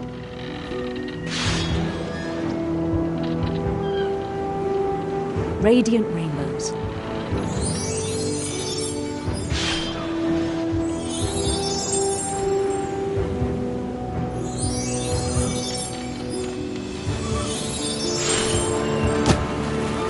He followed the sound of his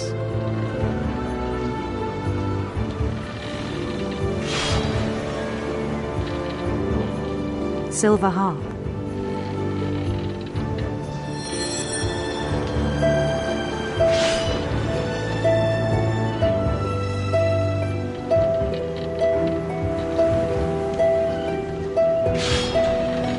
His chase led him to a golden palace east of the sun and west of the moon. Even then, his logic remained sound.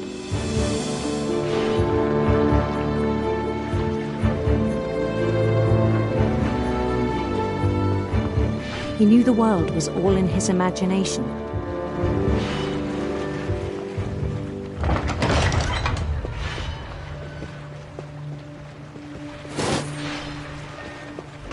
But he was so proud of having created it.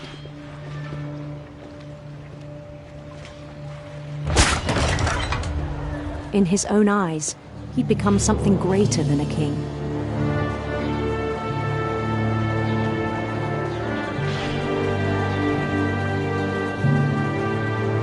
For someone who'd never known success in the real world, I think it was overwhelming. And then it struck him that the real Louis was not the one chopping salmon, but the one climbing the steps of a golden palace.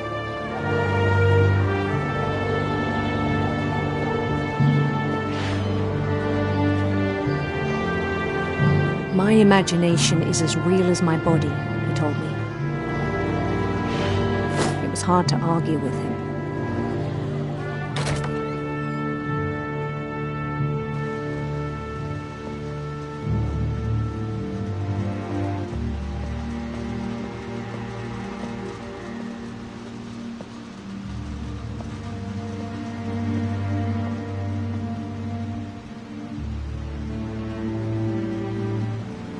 Began to forget the world we know.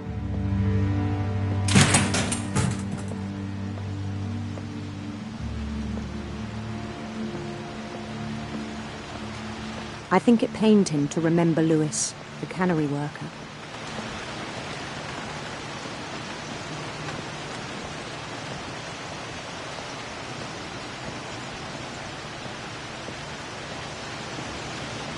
He began to despise the man with a royal contempt.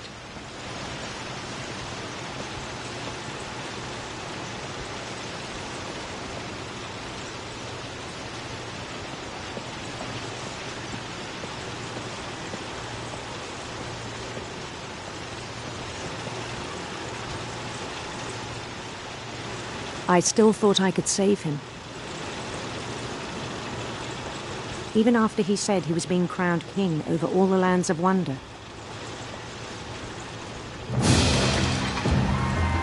The palace would be packed with his companions.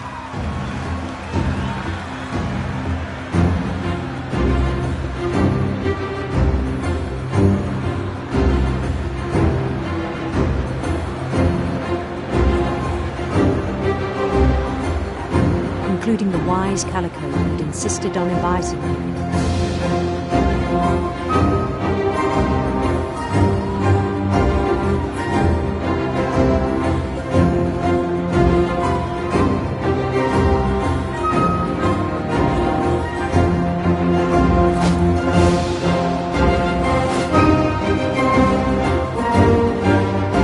His prince waited, holding his crown.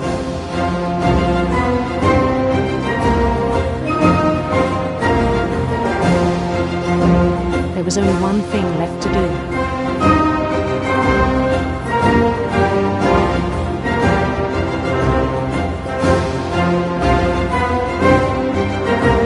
Bend down his head.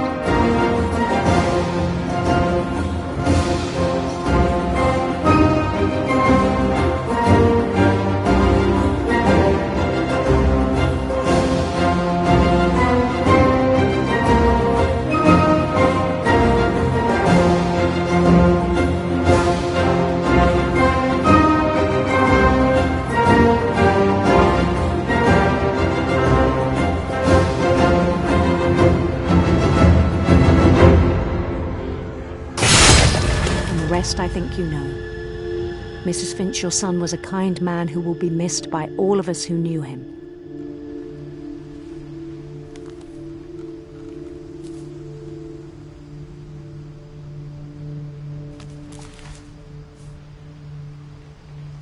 My brother was really cool. I wish you could have met him.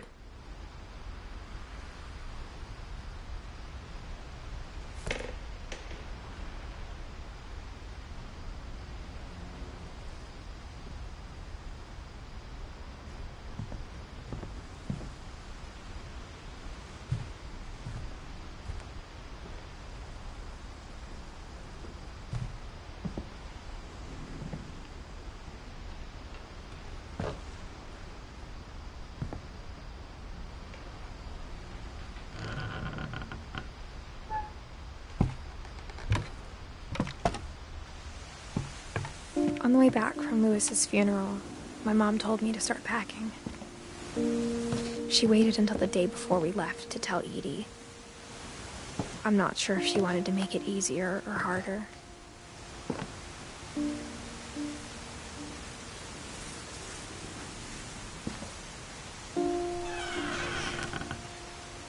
I wish we'd stayed. But I understand why we left.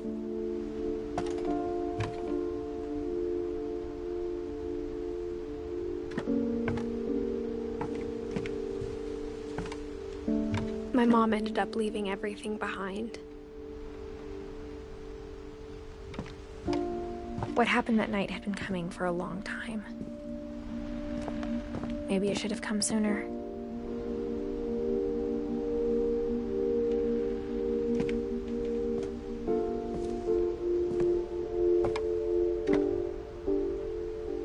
But it had to end one way or another.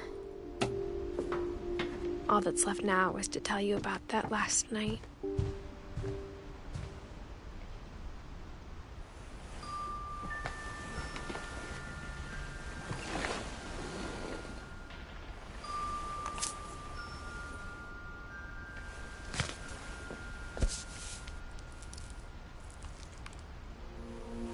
That whole last day, Edie just watched us pack and didn't say a word.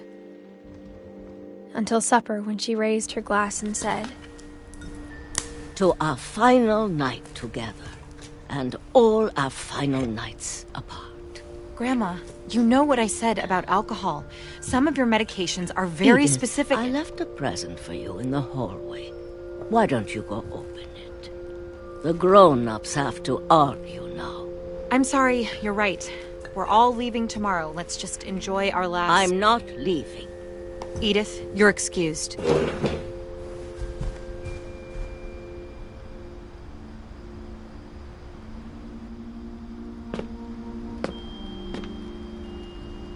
The power had been shut off that morning, but Edie always had plenty of candles.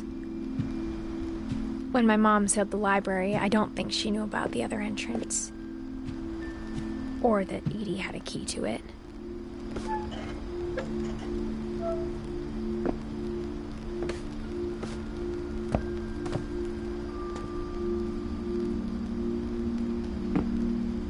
That thing you're afraid of isn't going to end when you leave the house.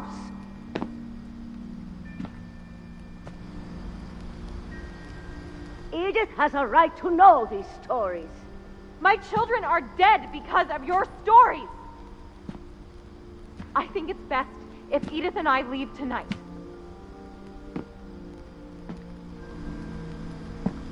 We'll have the nursing home send a van for you in the morning, okay?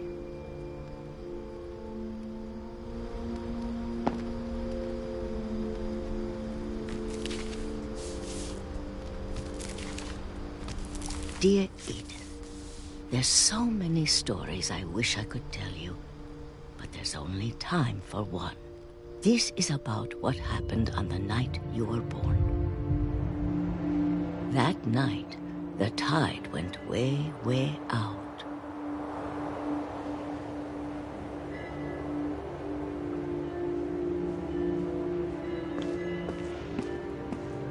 It was the first and last time I ever saw the old house aground. There'd been an earthquake out in the middle of the ocean. They called it the lowest tide in 1,000 years. God, it smelled awful. You know, I've seen that house every day of my life. But I never thought I'd go back to it. When the fog rolled in, I lost my way.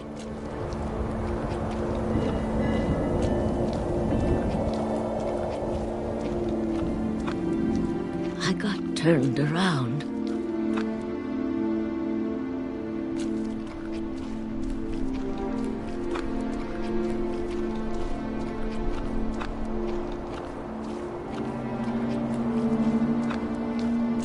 For a while, I wandered.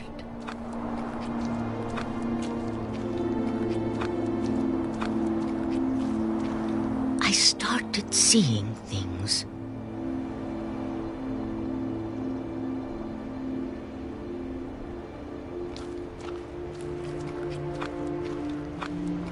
Things I'd forgotten had ever existed.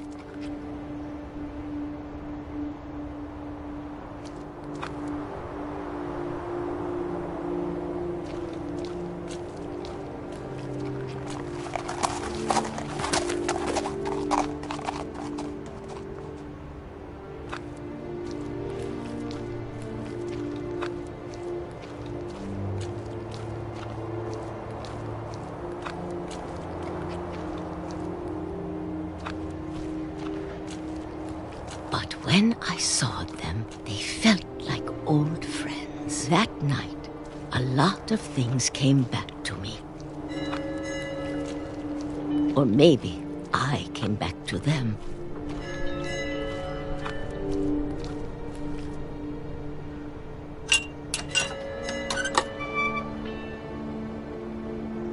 Things I can't explain, but that I need you to try and... Edith, what are you doing in here? It's mine. Edith! Mom, you're gonna rip it! Let go! I kicked and screamed, but Mom dragged me to the car.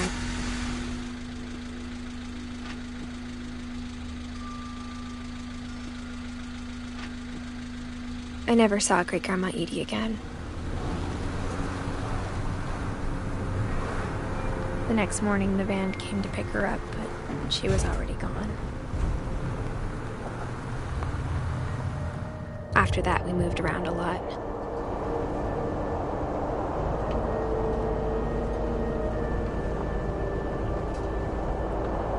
We both tried to make the best of it.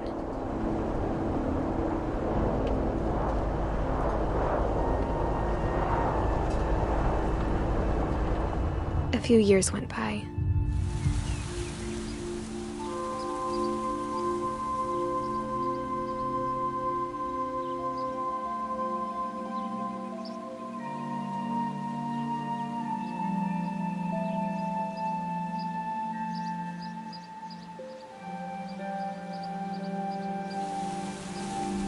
My mom didn't like to talk about it,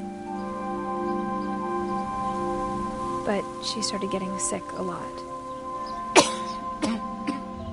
The rest happened pretty quickly.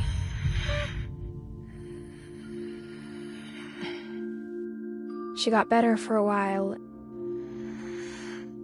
and then she didn't. And then I was alone.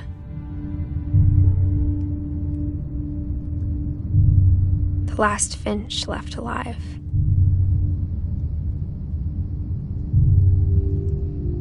Until I found out about you. I'm still not sure what to tell you about all this. If we lived forever, maybe we'd have time to understand things. But as it is, I think the best we can do is try to open our eyes. And appreciate how strange and brief all of this is.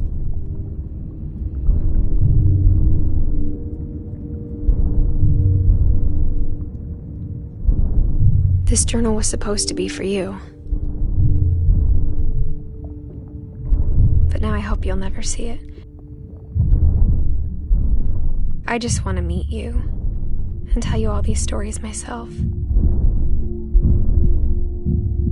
But I guess if you're reading this now, things didn't work out that way.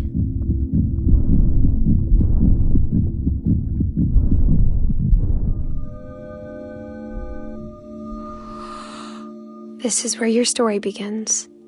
I'm sorry I won't be there to see it. It's a lot to ask, but I don't want you to be sad that I'm gone.